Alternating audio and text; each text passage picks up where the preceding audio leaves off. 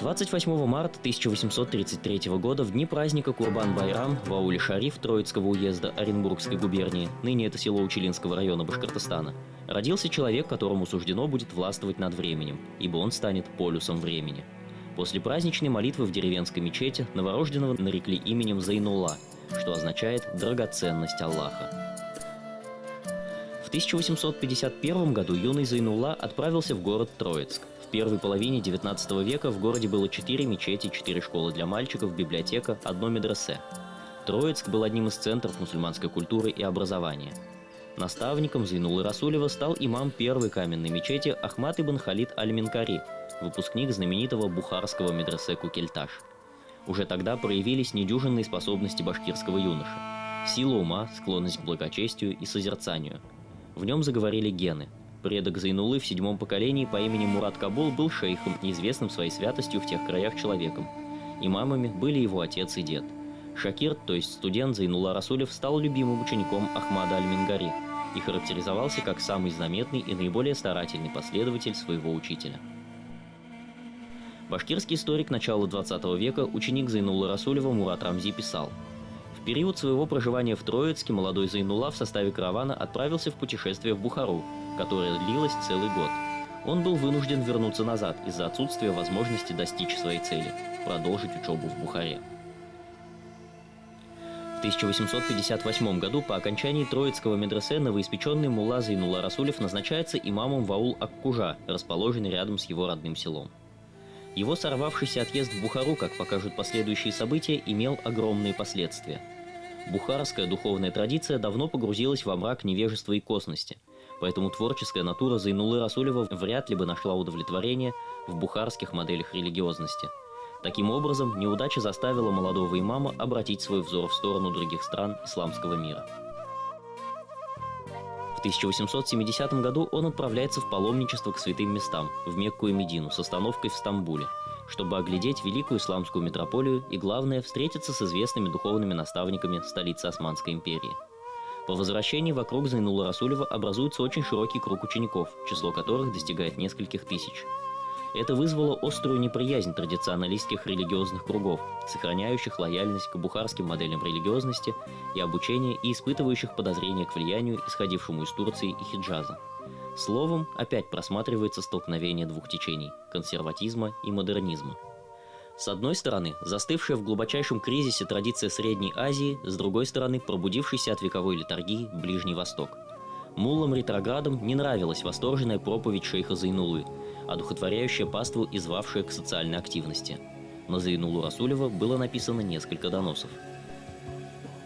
В течение 8 месяцев Зайнулла Расулев содержался в Златоустовской тюрьме, затем был сослан в город Никольск Вологодской губернии. «Аллах послал мне это испытание, и я смиренно принял его», — говорил он впоследствии. Ссылка на русский север была не только испытанием физического характера, то есть испытанием чуждого климата и всевозможных лишений, в пище, комфорте, в свободе передвижения. Ссылка была испытанием духа шейха Зайнуллы. Лишенный обычной религиозной практики, он погрузился в более тщательное изучение трудов великих мыслителей ислама, начатое еще в годы студенчества. В 1881 году Зайнулла Расулев получает разрешение вернуться на родину. Через год после возвращения из ссылки он совершает повторное паломничество в Мекку. В 1883 году имам Зайнулла Расулев, пребывающий в бедственном материальном положении, получил приглашение переехать в город Троицк и обосноваться на улице Амурской в качестве имама и учителя. В его медресе преподавали толкование Корана и Сунны, исламское вероучение, русский, тюркский, арабский языки, математику, историю, теологию, фикх, то есть мусульманское право, логику, этику, географию, химию, физику, зоологию, естествоведение, то есть почти все отрасли тогдашнего знания. Среднеазиатский врач Авиценна Ибн Сина широко известен своим знанием тибетской медицины. Так вот, познание и дар целительства Зайнуллы Ишана ничуть не меньше. А еще он обладал даром предвидения. Пришли к нему как-то раз несколько человек и, испугавшись, что старик не даст им благословения, если будет идти запах табака, по пути запрятали кисет под мост. Получили благословение, уже начали прощаться, как и вдруг Зайнулла Ишан говорит: «Вы уж не забудьте забрать то, что спрятали под мостом».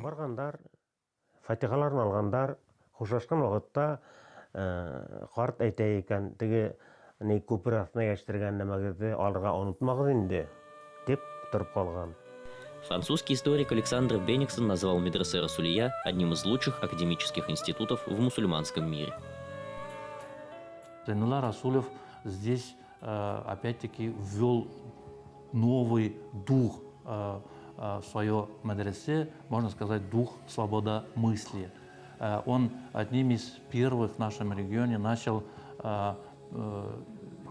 преподавать Коран и Сунну и стремился воспитывать у своих учеников, шакирдов, творческое понимание Корана и Сунны, в отличие от, опять-таки, от старых традиционных медресе, где изучались схоластические книги, диспуты, когда любое высказывание какого-либо средневекового авторитета принималось как догма. Зайнулла Расулев требовал от своих шакирдов уже понимания сути Сунны и Корана. Зайнулла Расулев руководил мечетью и медресе до самой своей смерти. Он умер в начале февраля 1917 года. Господь призвал его к себе, видимо, желая оградить своего верного подвижника от грядущих потрясений. Выдающийся русский востоковед Василий Бартольд в своей статье, приуроченной к смерти великого наставника, назвал Зайнуллу Расулева духовным королем своего народа. Вплоть до середины 70-х годов XX века духовное управление мусульман европейской части Советского Союза и Сибири управлялось учениками и единомышленниками Зайнуллы Расулева. Муфтиями были Алимджан Буруди, Резааддин Фахриддин, сын Зайнуллы Расулева Абдрахман Расули и Шакир Хейлиддинов, которому Зайнулла Расулев в разговоре как-то сказал: «Терпение нашего народа беспредельно, как наша вера.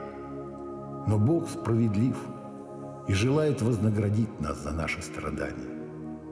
Я не смогу дожить до этого дня, но ты, Шакир, сможешь дожить до того дня, когда никто не сможет загородить света истины». Зайнулла Расулев ошибся только в сроках исполнения своего пророчества, но не в его сути.